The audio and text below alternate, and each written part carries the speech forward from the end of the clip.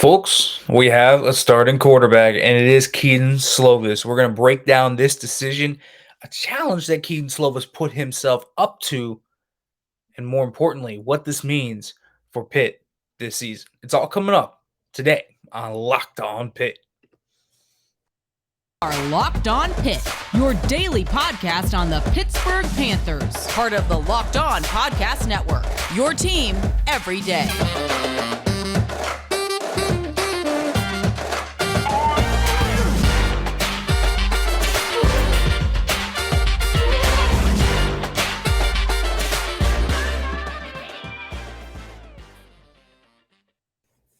Welcome back to an episode of Locked On Pitt. Everybody, as always, I am your host, Nick Faribaugh. If you are watching this on YouTube, make sure to like, comment, subscribe, turn on the notification bell so you can always be alerted when a new video drops. And folks, if you are listening to this, make sure to leave a review. Today's episode of Locked On Pitt is brought to you by LinkedIn Jobs. LinkedIn Jobs helps you find the candidates you want to talk to faster. Post your job for free at linkedin.com/lockedoncollege. Terms and conditions apply. Make sure you go right there as you can read that linkedin.com/lockedoncollege. You can post your job for free. Today's episode is sponsored by LinkedIn Jobs. Make sure you go check it out. Quality service for everyone that is out there and in need of it. Now, folks, let's talk about this, right? Because Kedon Slovis is Pitt's starter. And this is something that I think everyone expected. We've been talking about this on this show. It was a legitimate quarterback competition, though. And I don't want anyone to wrap that completely that when Kedon Slovis committed in December, I think everyone saw it and thought, well, he's your obvious starter. And I think that was true. But I also think people have to understand that he wasn't handed this job. And I think a lot of people do think that. But I don't think that was the case. I think Nick Patti legitimately pushed Kedon Slovis. And the reason Kedon Slovis won this job is because he put together a really good fall camp. He put together a strong month here leading up to this West Virginia game where he was accurate. He showcased leadership ability to have the team rally around him. He showcased a little bit of mobility to make some plays out of structure, and he showcased his football IQ. And that was the big thing that kind of put everything into it. But Pat Narduzzi himself said, listen, the biggest thing that we did was we charted situational ball, we charted turnovers, we charted completions, we charted accuracy. And the biggest thing with Kedon Slovis was he was accurate. And so his accuracy was a huge deciding factor in all of this. But here's why Kedon Slovis became the starting Pitt quarterback. I'll have Pat Narduzzi tell it to you himself. Everybody together. It's been a long competition between Kedon Slovis and Nick Patti.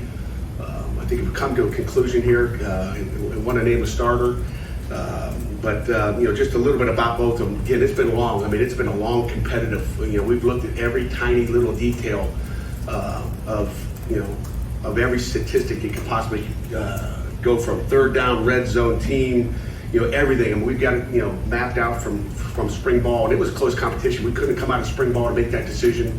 Was not an easy decision right now either to make that call. But the first thing I'll say about both those guys is they got high IQ at that position. Both of them can lead our football team into an ACC schedule. So we got confidence in both of them.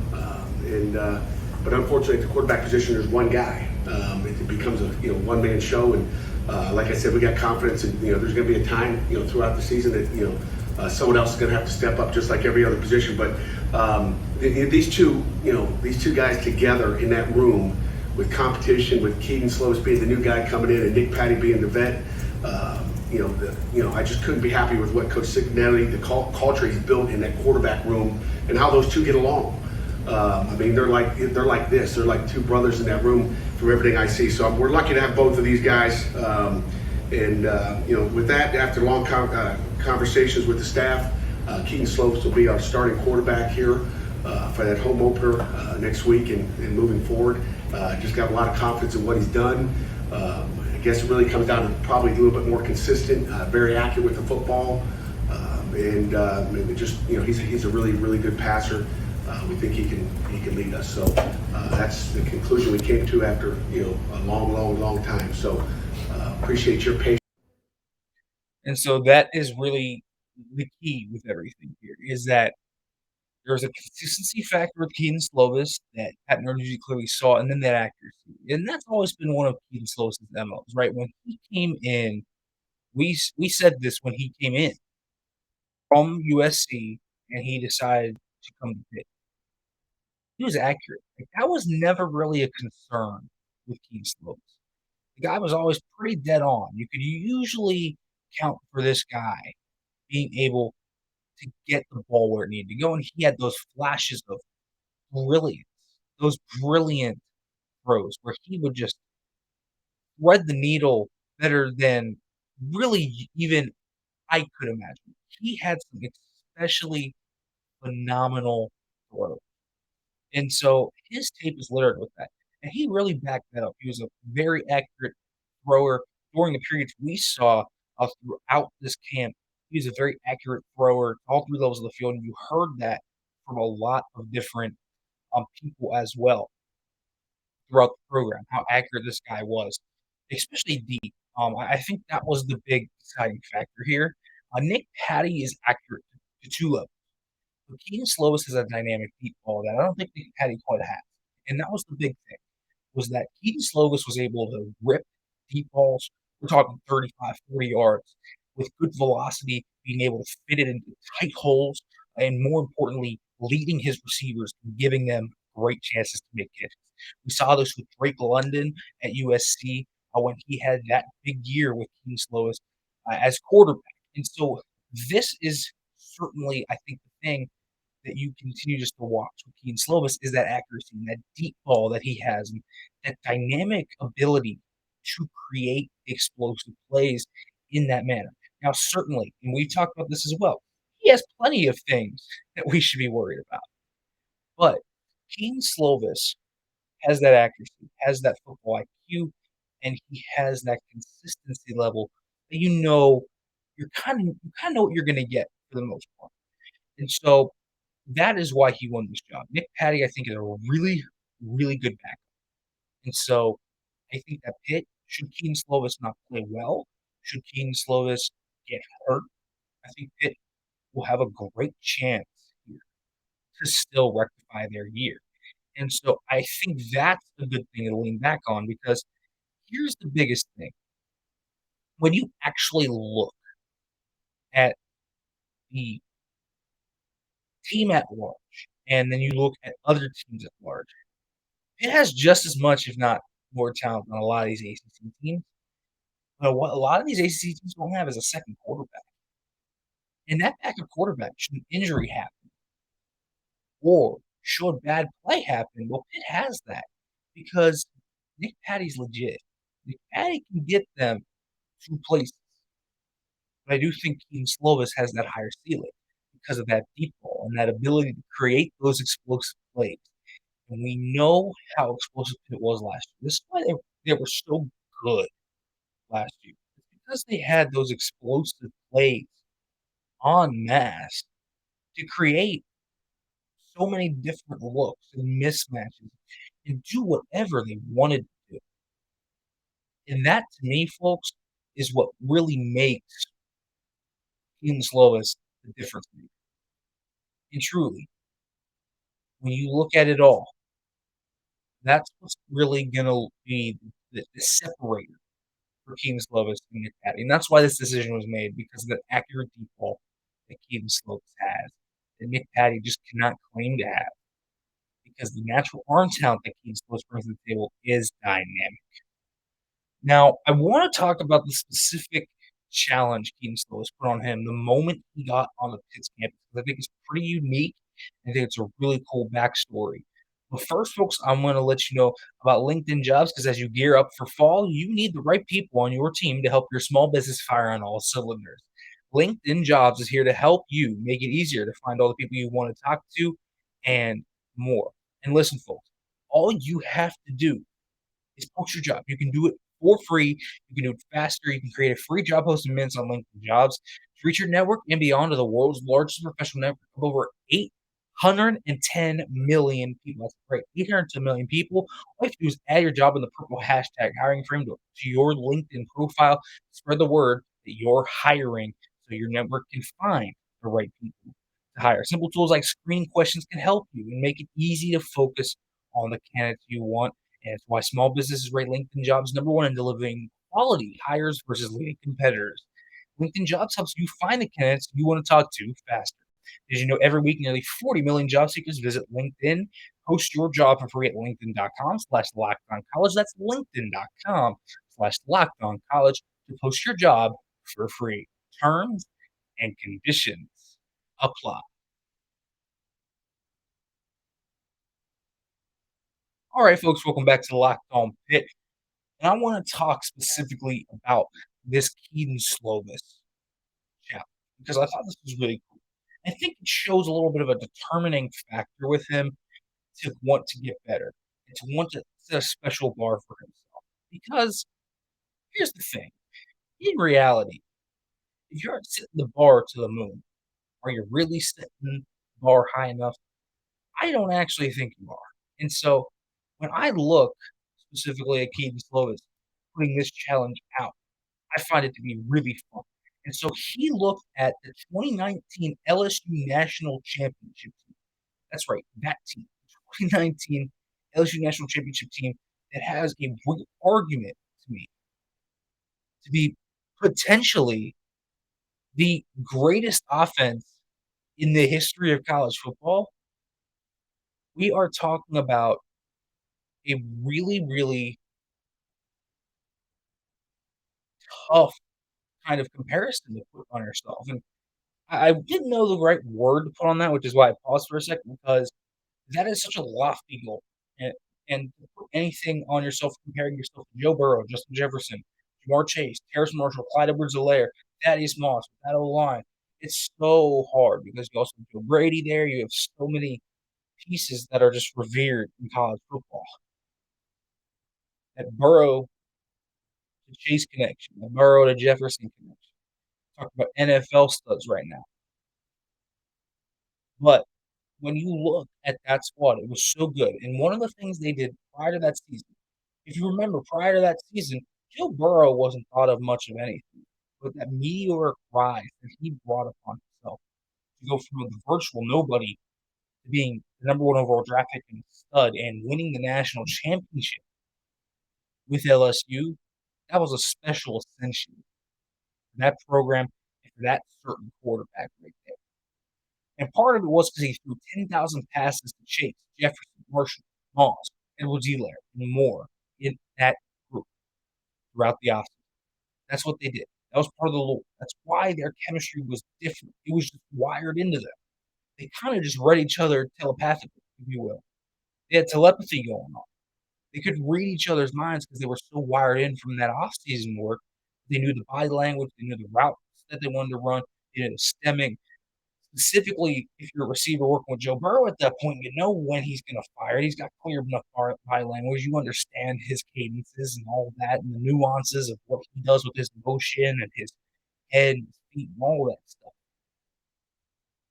And that's what Kedon Slovis did with the receivers. Kanane Mumfield, with Jared Wayne, with Bub Means, with Jaden Bradley, Jalen Barton, Gavin Bartholomew.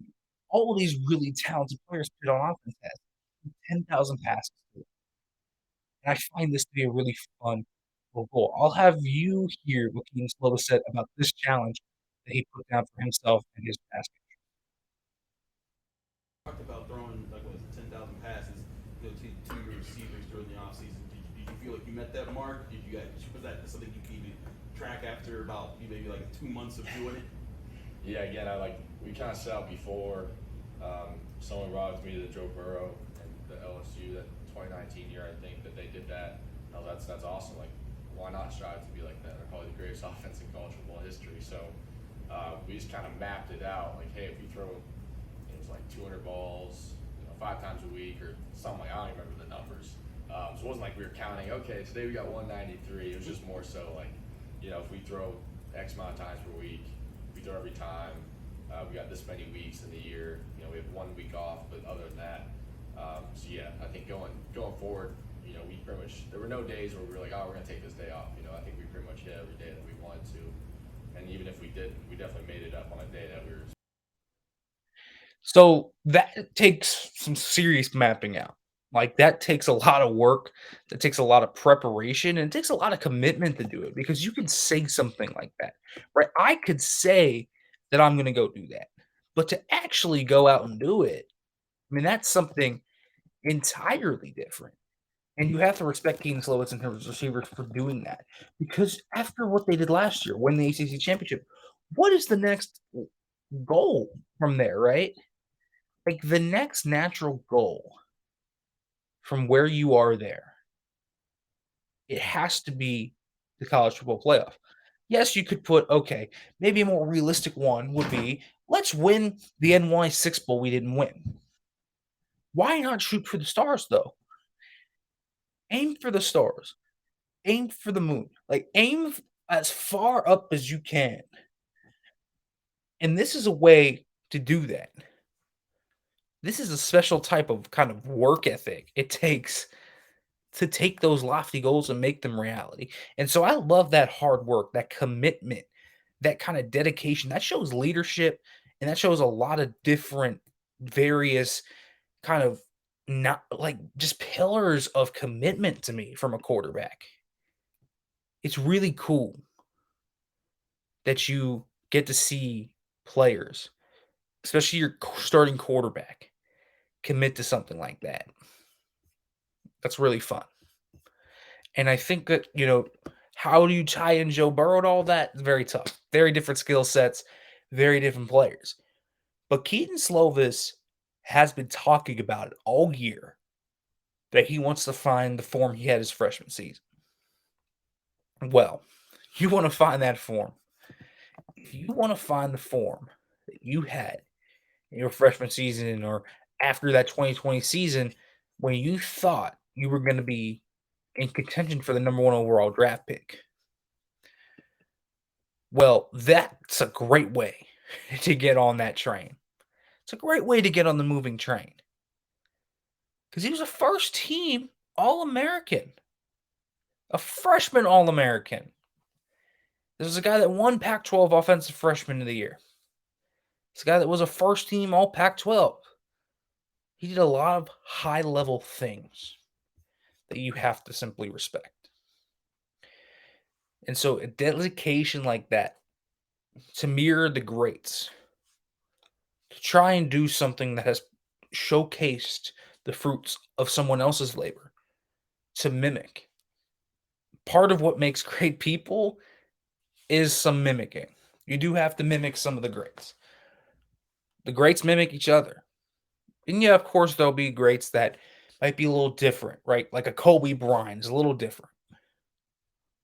But there are plenty of other guys that mirror off each other and learn from each other. And Kedon Slovis, just watching from afar, learning from this, we'll see if it has any tangible impact. But certainly, I think that's a great thing for Kedon Slovis.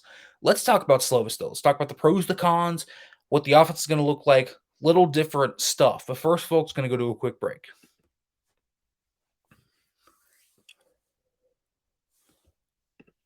All right, everybody, welcome back to the Locked On Pitt podcast, and we are talking here. Kedon Slovis is your starting quarterback for the Pitt Panthers here in the 2022 season. He will play against West Virginia as the starter, and this one, for me,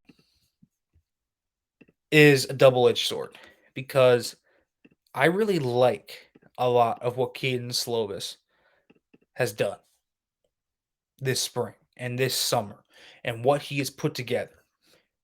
But I also have to know this. And more importantly, I understand what the tape says about him last year. Because you have to take that last season he had with some weight. Now, yeah, he had the hamstring injury and he was a little banged up. And it was kind of him and Jackson Dart going in and out and got overtaken by Dart. Then Dart gets hurt. And then Slovis comes in, doesn't really play that well, hurts himself, and it's a whole hodgepodge of a mess, right? So it's a disjointed mess.